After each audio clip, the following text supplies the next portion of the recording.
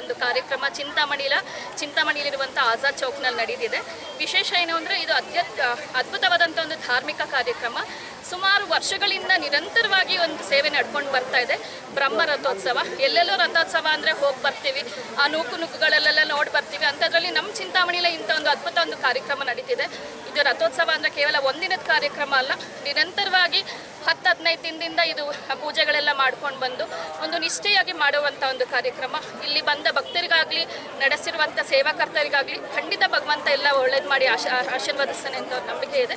ಹಲವಾರು ವರ್ಷಗಳಿಂದ ನಡ್ಕೊಂಡು ಬರ್ತಿರೋ ಒಂದು ಕಾರ್ಯಕ್ರಮದಲ್ಲಿ ಭಾಗಿಯಾಗೋದೇ ನಮ್ಮೊಂದು ಅದೃಷ್ಟ. ಹೀಗಾಗಿ ಉಮಾಮಹೇಶ್ವರ ಸ್ವಾಮಿ ಅನುಗ್ರಹದಿಂದ ಇಂಥ ಕಾರ್ಯಕ್ರಮಗಳು ಕಾರುಪಾಕುಲ ವಂಶಸ್ಥರಿಂದ ಆಜಾದ್ ಚೌಕಲ್ಲಿರುವಂತಹ ಹರಿಹರೇಶ್ವರ ಸ್ವಾಮಿ ದೇವಸ್ಥಾನದಲ್ಲಿ ನಿರಂತರವಾಗಿ ನಡ್ಕೊಂಡು ಬರ್ತಿದೆ.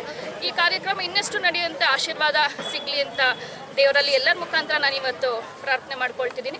ಹಾಗೆ ಈ ಕಾರ್ಯಕ್ರಮಕ್ಕೆ ಪ್ರತ್ಯಕ್ಷವಾಗಿ ಹಾಗೂ ಪರೋಕ್ಷವಾಗಿ ಸಹಕರಿಸಿದ ನಗರಸಭೆಯವ್ರಿಗಾಗಲಿ, ನಮ್ಮ ಮಿನಿಸ್ಟರ್ ಸುಧಾಕರ್ ಸರ್ ಅವ್ರಿಗಾಗಲಿ, ಪ್ರತಿಯೊಬ್ಬರಿಗೂ ಕೂಡ ಎಲ್ಲರ ಪರವಾಗಿ ನನ್ನ ಕೃತಜ್ಞತೆಗಳನ್ನ ಸಲ್ಲಿಸ್ತಾರೆ. ఈరోజు ఆజాద్ చౌక్లో ఉన్నటువంటి పురాతనమైన హరిహరేశ్వర దేవస్థానంలో 7 దినాల బ్రహ్మరథోత్సవం ప్రయుక్తంగా ప్రథమ రోజు ధ్వజారోహణం నుంచి నిన్న కళ్యాణోత్సవము విజృంభణంగా ఈరోజు బ్రహ్మరథోత్సవము జరగనున్నది.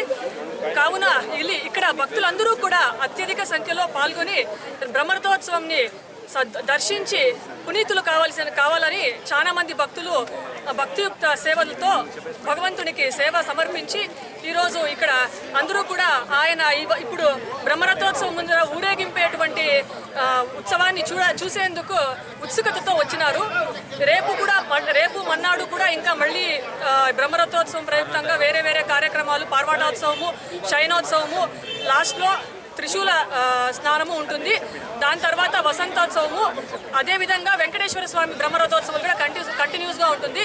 ఈరోజు భగవంతుడు ఇక్కడ ఉమామహేశ్వరులు విజృంభణముగా బ్రహ్మరథోత్సవం పైన ఊరేగింపు జరుగుతూ ఉన్నది.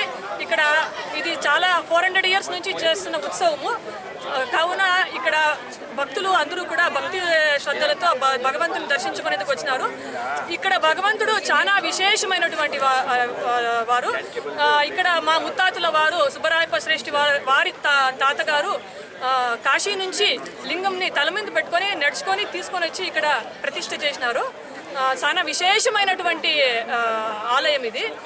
ఇటువంటి హరిహరేశ్వర దేవస్థానము చింతామణిలో మనకు ఉండేది మనందరి భాగ్యము అని భావిస్తూ అందరూ కూడా భక్తులు ఇప్పుడు బ్రహ్మరథోత్సవము బయలుదేరబోతున్నది.